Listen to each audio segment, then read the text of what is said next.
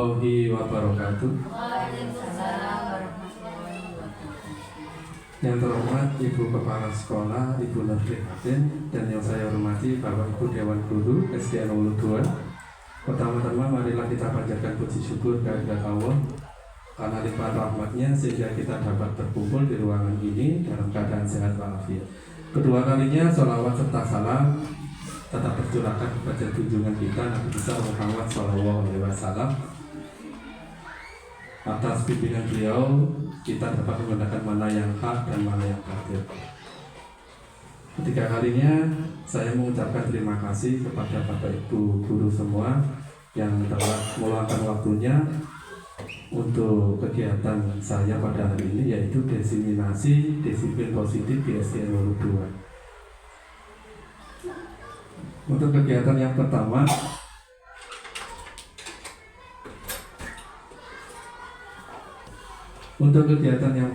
yaitu sambutan dari Ibu Kepala Sekolah dan nanti akan dilanjutkan dengan penyampaian tentang disiplin positif dan selanjutnya terakhir yaitu penutup atau doa. Untuk yang pertama yaitu sambutan dari Ibu Kepala Sekolah, waktu kami persilakan.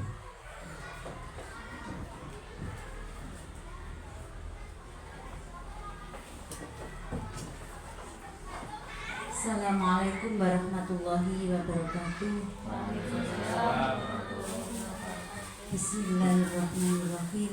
Wassalatu wassalamu ala asrofil anbiya wal mursalin wa ala alihi wa sahbihi wa sallim ajma'in. La haula wa la quwata illa billahil aliyil azim. Bapak Ibu guru SDN Wulu 2 yang saya hormati, pertama-tama kita ucapkan puja dan puji syukur kehadirat Allah Subhanahu wa taala yang telah melimpahkan rahmatnya kepada kita berupa kesehatan sehingga kita dapat berkumpul pada pagi hari ini dalam keadaan sehat walafiat. Kedua kalinya selawat serta salam tetap tercurahkan kepada junjungan kita Nabi besar Muhammad Sallallahu Alaihi Wasallam yang telah membimbing kita, menuntun kita ke arah jalan yang benar berupa ajaran agama Islam. Bapak Ibu guru yang saya hormati, di sini kita akan berdiskusi atau pembahasan tentang diseminasi disiplin positif di SDN Wulu 2. Pertama-tama saya mengucapkan banyak-banyak terima kasih atas perhatian Bapak Ibu guru semua tentang kedisiplinan, juga insya Allah sudah terjalin meskipun tidak sempurna, karena tidak ada manusia yang sempurna, karena manusia itu adalah tempatnya salah dan dosa.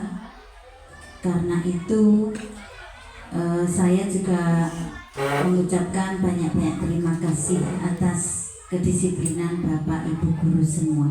Semoga kedisiplinan ini dapat lebih ditingkatkan lagi, baik atas diri pribadi kita maupun kepada anak didik kita. Amin amin ya rabbal alamin. Itu Bapak Ibu yang dapat saya sampaikan. Mudah-mudahan Allah selalu meridhoi dalam tingkah laku kita sehari-hari. Ihdinas siratal mustaqim. Wassalamualaikum warahmatullahi wabarakatuh.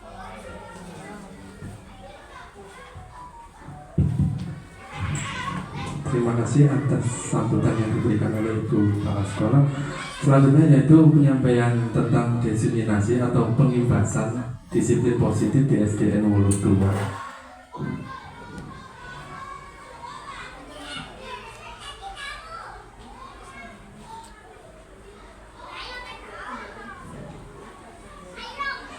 Baik Bapak Ibu, di sini budaya positif merupakan perwujudan dari nilai-nilai keyakinan universal yang diterapkan di sekolah. Budaya positif di sekolah tidak dapat diciptakan secara instan atau cepat. Dalam penerapan budaya positif di sekolah diperlukan tuntunan, bimbingan atau tauladan dari seorang guru. Guru harus menjadi contoh yang baik sehingga murid memiliki kesadaran sendiri akan mengikuti apa yang dilakukan oleh guru. Jadi di sini guru harus memberikan contoh terlebih dahulu tentang apa itu disiplin positif kepada anak-anak, baru anak-anak akan merespon dan mencoba untuk melakukannya untuk dirinya sendiri. Selanjutnya, budaya positif yang diterapkan di sekolah harusnya menjadi suatu pembiasaan.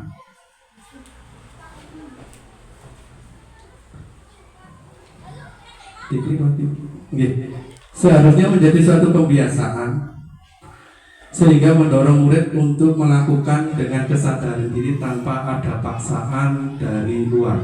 Biasanya anak itu mau melakukan hal yang baik karena ada guru, karena ada hukuman yang nantinya diberikan oleh guru kepada anak. Nah, ini harus mulai kita ubah mindset seperti itu kepada anak-anak. Selanjutnya, budaya positif di sekolah adalah tempat belajar yang membuat murid merasa nyaman, aman, dan sekaligus menyenangkan, di mana terjadinya keterlibatan kolaborasi, kerjasama, rasa saling menghargai antar teman, dan terciptanya sosial emosional di antara semua warga sekolah, baik Bapak Ibu guru, siswa maupun paguyuban yang setiap hari berada di sekolah. Selanjutnya lagi.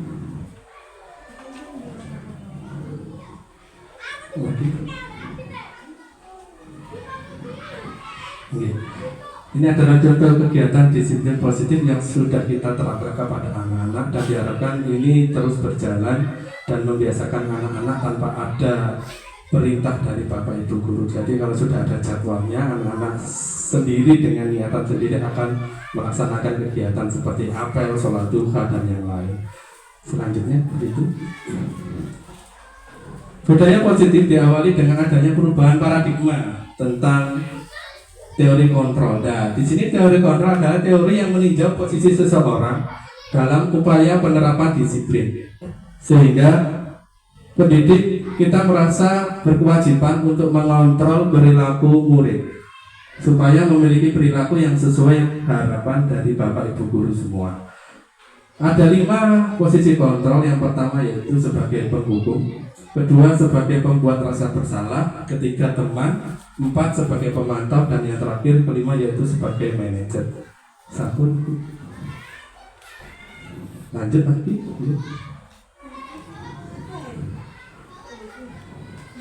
Namun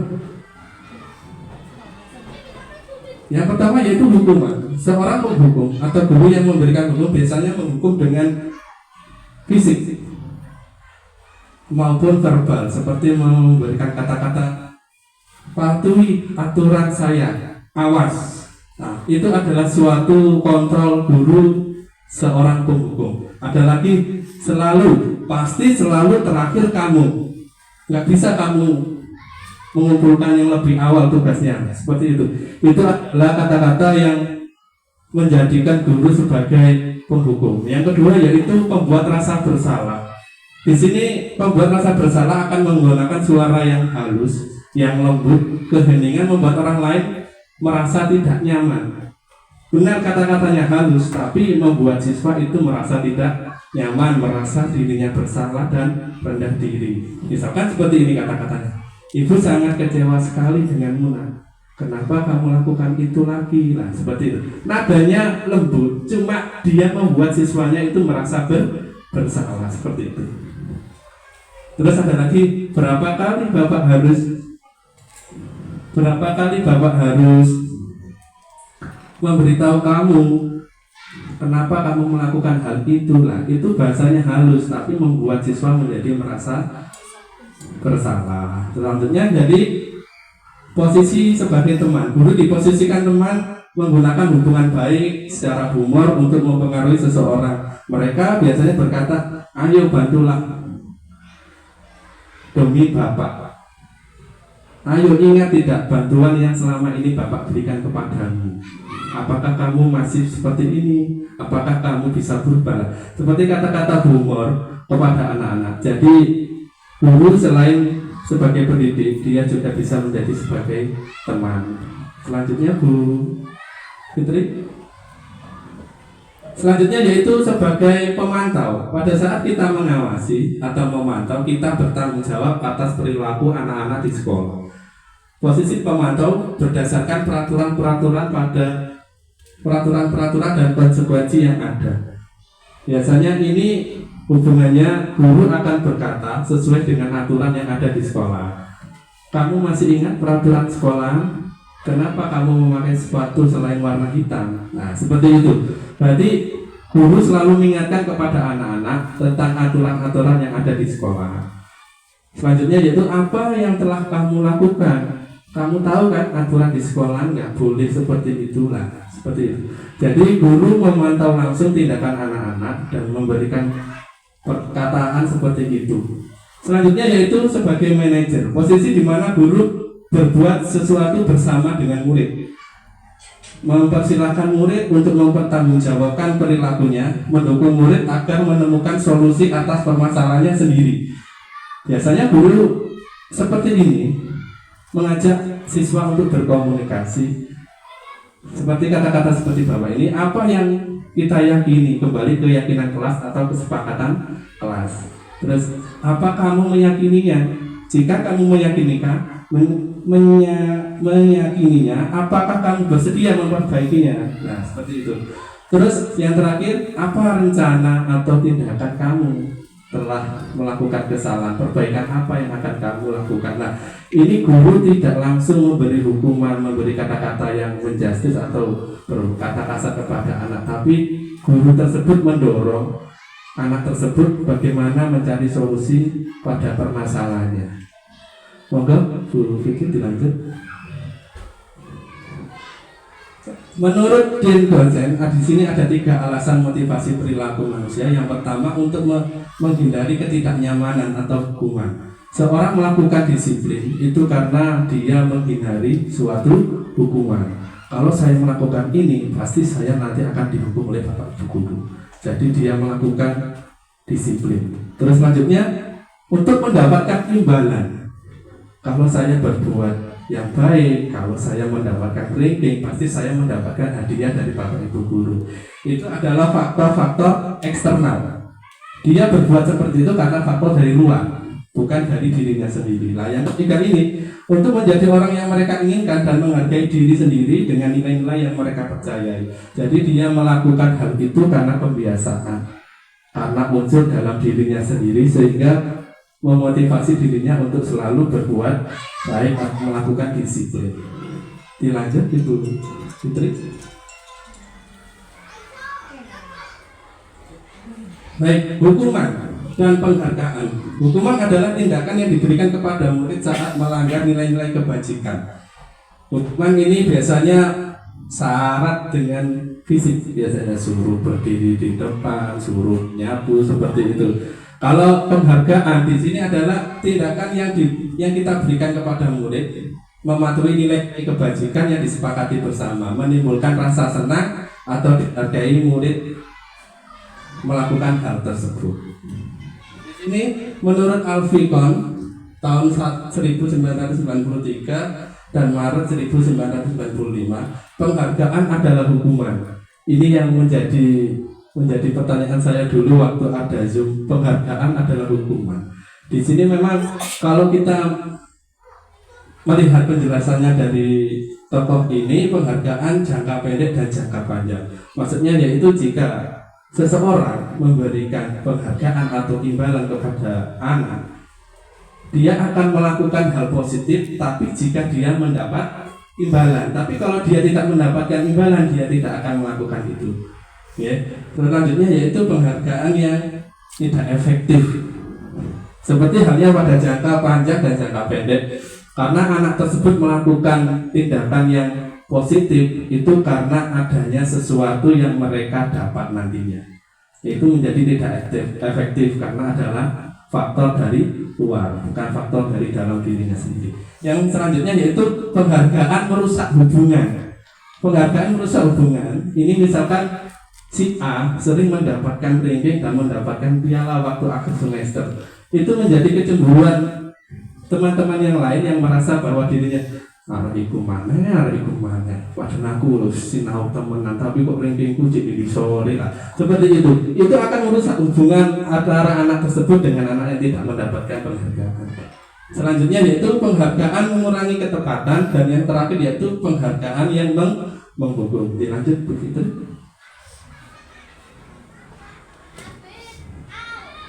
Kebutuhan dasar manusia, yaitu kebutuhan yang harus dipenuhi oleh setiap manusia. Semua dilakukan manusia memiliki tujuan tertentu. Di sini ada 5, yaitu kebutuhan untuk bertahan hidup, itu sudah pasti. Kedua, mendapatkan kasih sayang dan rasa diterima di masyarakat atau keluarga. Kebebasan. Yang keempat, kesenangan. Dan yang kelima yaitu kebutuhan akan penguasaan. Selanjutnya yaitu hukuman, konsekuensi, dan restitusi. Hukuman adalah suatu tindakan yang diberikan kepada seseorang atas pelanggaran yang dilakukan, contohnya hukuman fisik. Konsekuensi yaitu pertanggungjawaban yang dibebankan kepada seseorang atau anak atas pelanggaran atas aturan yang sudah disepakati. Restitusi ini yang agak baru nih bagi Bapak Ibu, restitusi yang dulu Bu Sunadia juga bilang restitusi segitiga restitusi. Di sini artinya sebagai upaya untuk memperbaiki kesalahan atau permasalahan yang diakibatkan oleh tindakan siswa dengan berfokus pada pemulihan. Jadi mencari solusi terhadap masalahnya, bukan kita langsung menghukum, tidak memberikan solusi apapun kepada anak tersebut. Selanjutnya, nah ini ada ini hukuman. Ya, nanti dari 7 contoh kalimat ini termasuk hukuman atau konsekuensi. Ya. Untuk yang pertama tadi, mencatat 100 kali dalam buku kalimat saya tidak akan terlambat lagi karena terlambat sekolah. Nah, ini termasuk tadi hukuman. Terus lari mengelilingi lapangan basket 2 kali karena terlambat hadir. Konsekuensi atau hukuman? Hukuman. Kita cek. Nah, betul hukuman. Yang kedua, yang ketiga, membersihkan coretnya yang dibuat di meja tulis. Konsekuensi. Kita lihat. Nah, ini Bapak Ibu mulai bisa membedakan antara hukuman dan konsekuensi. Yang selanjutnya, mulai diminta untuk push up 15 kali karena tidak menggunakan masker ke sekolah. Hukuman karena berhubungan dengan fisik ya. Terus mengganti kertas tugas teman yang telah dicoret, itu konsekuensi, yaitu dia memiliki solusi untuk apa yang telah dia lakukan atau kesalahan yang dilakukan. Selanjutnya berjemur di lapangan basket pukul 12 siang. Hukuman karena fisik ya. Itu. Terus selanjutnya yang terakhir membersihkan tumpahan air di meja. Konsekuensi. Jadi perbedaan konsekuensi dan hukum ini, konsekuensi dia memiliki solusi untuk permasalahannya. Beda dengan hukuman. Hukuman itu adalah tindakan yang tidak memiliki solusi kepada anak, dan itu membuat anak menjadi minder, jadi rendah diri. Selanjutnya begitu. Segitiga restitusi. Nah, di sini ada 3 langkah nih. Segitiga restitusi. Tahapan dari 3 langkah yang disebut segitiga restitusi yaitu menstabilkan identitas, memvalidasi tindakan yang salah, menanyakan keyakinan. Menstabilkan identitas bahwa setiap anak, setiap orang itu pasti melakukan kesalahan. Kita beri pengertian kepada anak-anak yang melakukan kesalahan atau permasalahan di sekolah. Kita memberikan pengertian kalau setiap anak, setiap orang itu pasti berbuat salah. Terus selanjutnya kita memvalidasi tindakan. Divalidasi tindakannya itu yaitu menghubungkan antara tindakan yang salah dari anak-anak dengan kesepakatan yang sudah dibuat di kelas. Apa yang berhubungan dengan kesepakatan yang sudah dibuat. Misalkan anak berbicara kotor. Jadi kesepakatan di kelas itu apa? Yaitu selalu berbicara yang sopan. Nah, seperti kita hubungkan dengan kesepakatan yang sudah dibuat. Yang selanjutnya yaitu menanyakan keyakinan.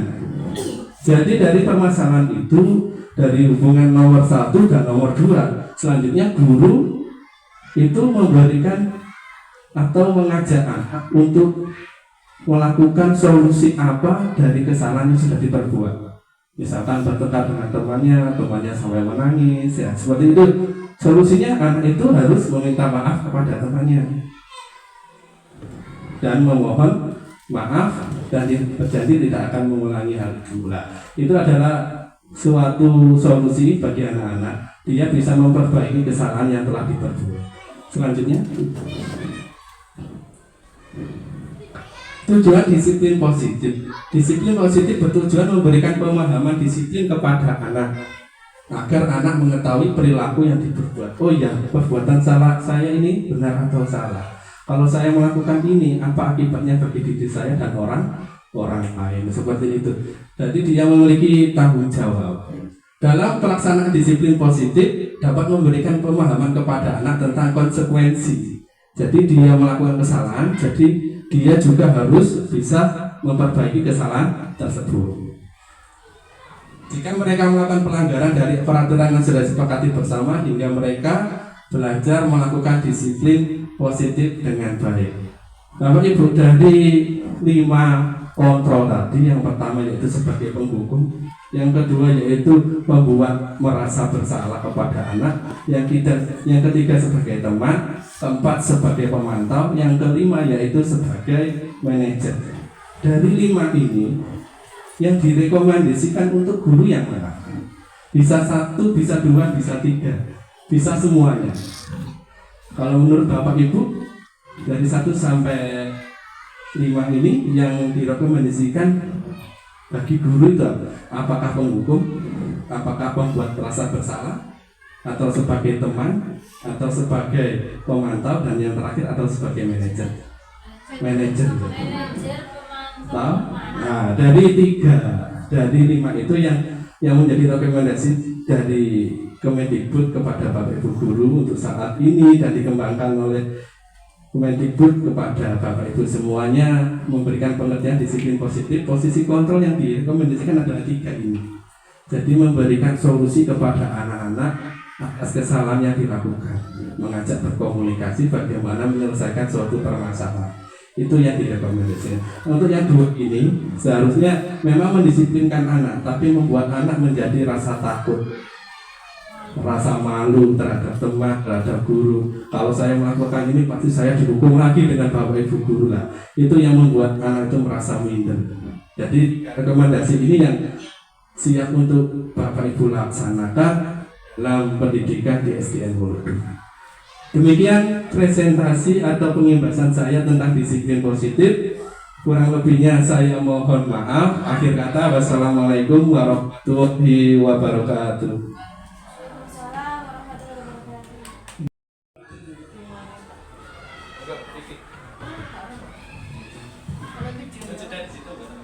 A'udzubillahi minasyaitonirrajim. Bismillahirrahmanirrahim. Allahumma shalli ala sayyidina Muhammad wa ala ali sayyidina Muhammad.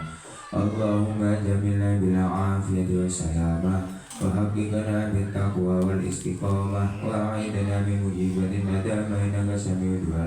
Sallallahu ala sayyidina Muhammadin nabiyil ummi wa ala alihi wa sahbihi wasallam. Walhamdulillahi rabbil alamin. Terima kasih Pak Fikri atas doanya. Untuk selanjutnya Bapak Ibu bisa kembali ke kelas dan saya mengucapkan terima kasih dan mohon maaf telah Baik anak-anak, untuk hari ini sebelum kita mulai tahun ajaran baru ya, hari ini kita buat kesepakatan kelas dulu ya. Nanti kita buat kesepakatan kelas, kalian bisa nulis di depan sini ya. Boleh siapapun menulis di sini sesuai dengan keinginan kalian ya. Mungkin dari sini ada yang punya kesepakatan kelas yang pertama siapa? Erina, gimana Erina? Masuk sekolah atau masuk kelas tepat waktu. Masuk kelas atau masuk sekolah tepat Waktu. Oke. Oke, sekarang ditulis Erina.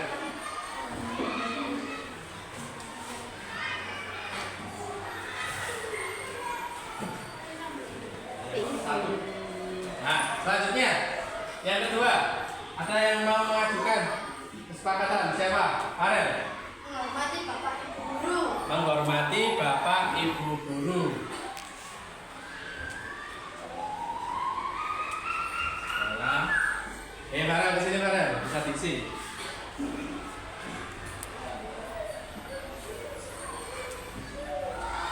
Diksi dulu.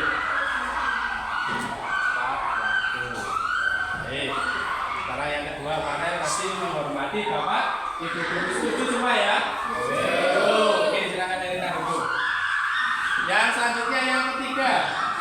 Apa? Melaksanakan piket sesuai jadwal. Oke, silakan ditulis. Setuju semuanya ya? Setuju. Silakan ditulis.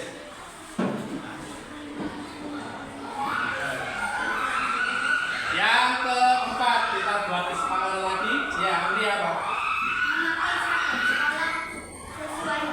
Nah, memakai seragam sekolah sesuai harinya dengan rapi ya. Memakai seragam sesuai harinya dengan rapi. Silakan maju.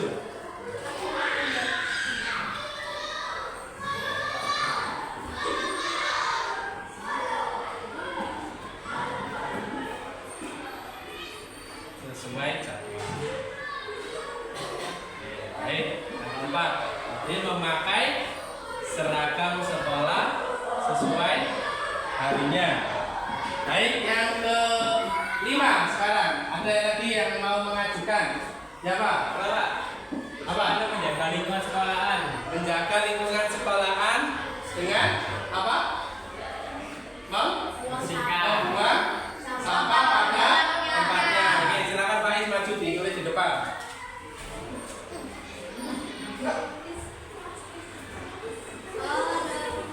Sesuai harinya.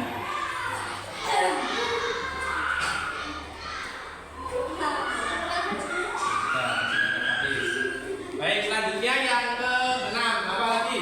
Ada yang mau mengajukan? Apa, Febri? Apa?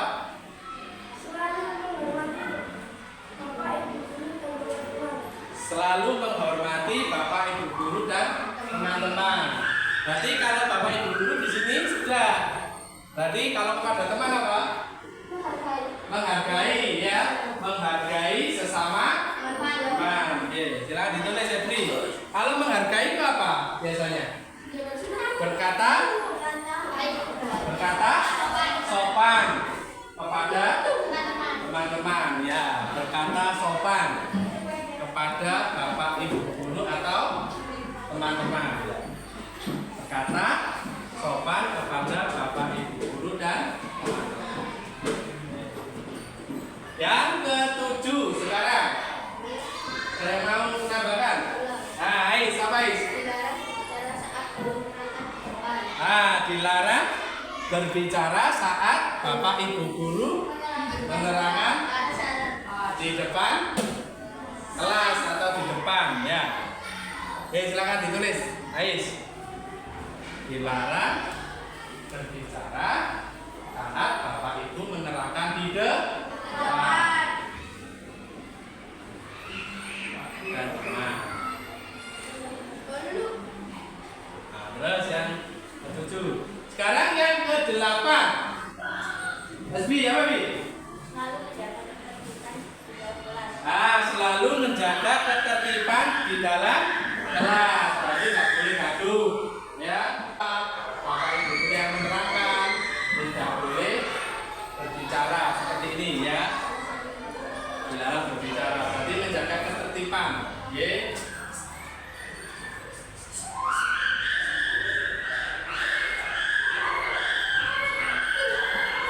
Saat Ibu guru menjelaskan, menerangkan di depan.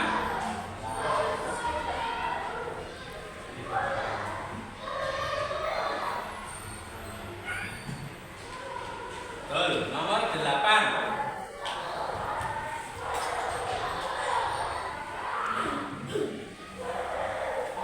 Selalu menjaga ketertiban ke kelas.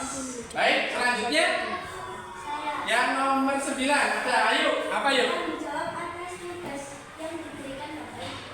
Tanggung jawab atas tugas yang diberikan oleh Bapak Ibu guru. Setuju ya? Setuju. Oke, silakan maju yuk.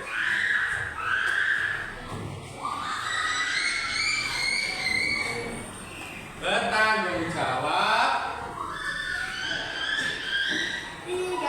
atas tugas yang diberikan oleh Bapak Ibu guru.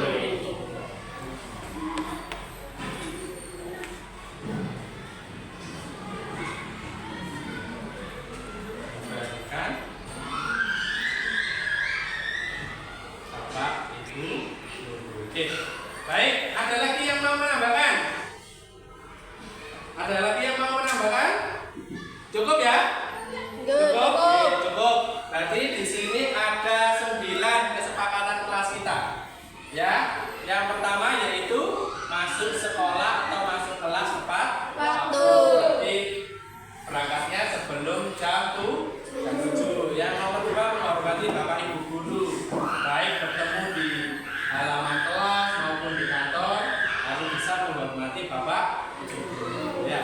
Yang ketiga, melaksanakan piket kelas. Jadi piket kelasnya sudah ditentukan, harus dilaksanakan oleh setiap siswa. Kalau piketnya hari Senin, ya dilaksanakan hari Senin. Pagi ya sudah berangkat kelasnya harus sudah dibersihkan. Terus yang nomor 4, memakai seragam sekolah sesuai harinya. Kalau Senin Selasa pakai merah putih, pakai merah putih. Rabu Kamis batik, pakai batik. Hari Jumat pramuka pakai pramuka. Harus lengkap. Ada kaos kaki, pakai topi. Kalau upacara semuanya harus lengkap. Selanjutnya, menjaga kebersihan lingkungan sekolah dengan membuang sampah pada tempatnya.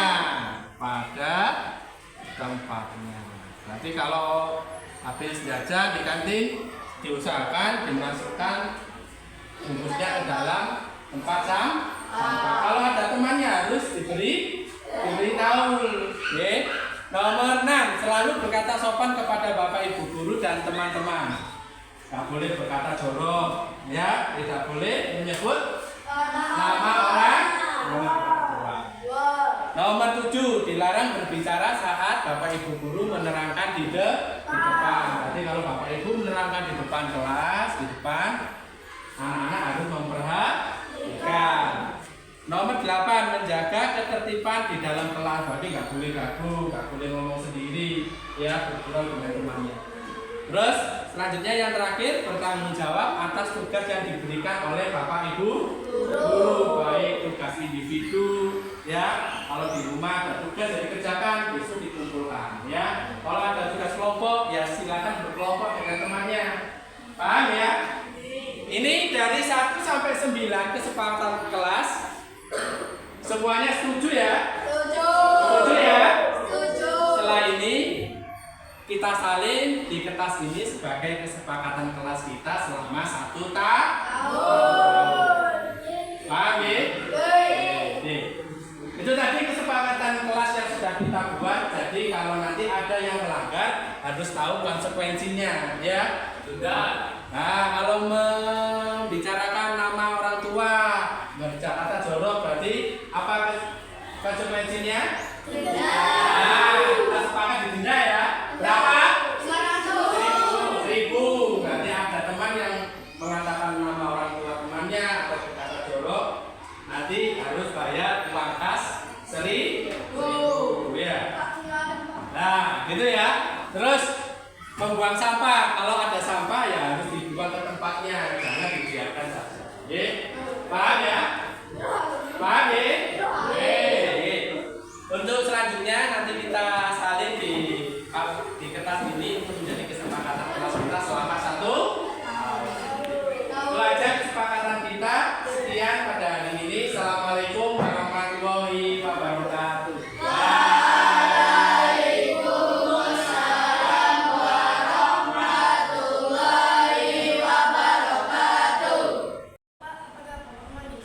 Waalaikumsalam. Ya, Febri, silakan duduk di sini.